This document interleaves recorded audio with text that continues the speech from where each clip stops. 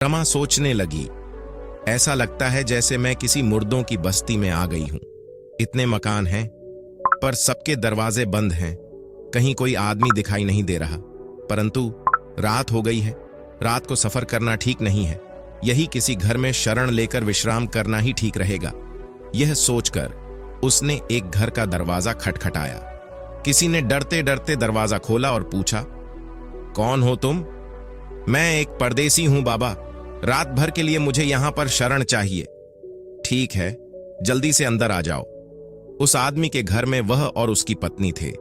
रमा ने उनसे पूछा, बाबा, अभी तो ज्यादा रात नहीं हुई है, पर इस गांव में हर तरफ गहरा सन्नाटा छाया हुआ है। आखिर बात क्या है?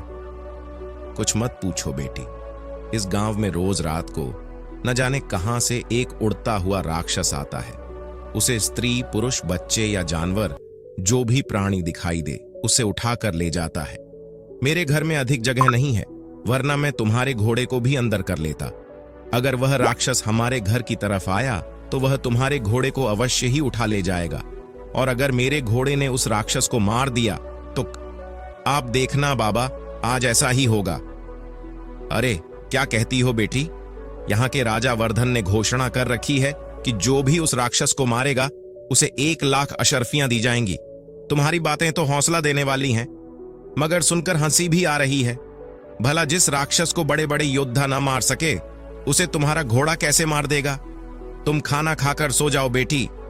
हम भगवान से प्रार्थना करेंगे कि राक्षस तुम्हारे घोड़े को न ले जाए। और फिर रमा बड़ी ही निश्चिंत होकर रात को सो गई। सुबह के समय उसे कुछ शोर सुनाई दिया। तब रमा की आंख खुली। घर के मालिक ने कहा, कमाल हो गया बेटी, तुम्हारे घोड़े ने सचमुच उस राक्षस को मार दिया है। बाहर चलकर देखो, राक्षस मरा पड़ा है। रमा उठकर बाहर आई तो बाहर बहुत ही भीड़ थी और वह विशालकाय राक्षस वहां पर मरा पड़ा था। रमा का घोड़ा उसके सीने पर खड़ा था। राक्षस के मारे जाने की खबर राजा वर्धन के पास पहुंची और वह कहने लगे, क्या कहते हो? एक लड़की के घोड़े ने उस राक्षस को मार दिया? हमें यकीन नहीं आता। राजा वर्धन ने तुरंत अपने सेनापति को बुलाया और कहा, सेनापति शत्रुजीत, हम चाहते हैं उस लड़की को पूरे आदर और सम्मान के साथ हमारे सामने पेश किया जाए। तब सेनापति वहां पर पहुंचा जहां रमा रुकी हुई थी। उसने रमा से कहा, हमारे महाराज ने आपका सम्मान करने के लिए आपको बुलाया है, कृपया आप मेरे साथ चलिए। रमा सेनापति के साथ चल दी, किंतु उसे मालूम न था कि सेनापति के मन में क्या चल रहा था। वह मन ही मन में सोच रहा था, लड़की अच्छी है, अगर मैं इससे शादी कर लूं तो 1,00,000 अशर्फियां भी मुझे ही मिल जाएंगी। हिम्मत करके सेनापति ने अपने दिल की बात रमा से कह दी, सुनो, मैं इस देश का सेनापति हूं, तुम मुझसे शादी करोगी? सेनापति की बात सुनकर रमा जोर से हंसने लगी और बोली, क्या बात करते हो चाचा, तुम तो बूढ़े हो रहे हो और मुझसे शादी करने के सपने देख रहे हो।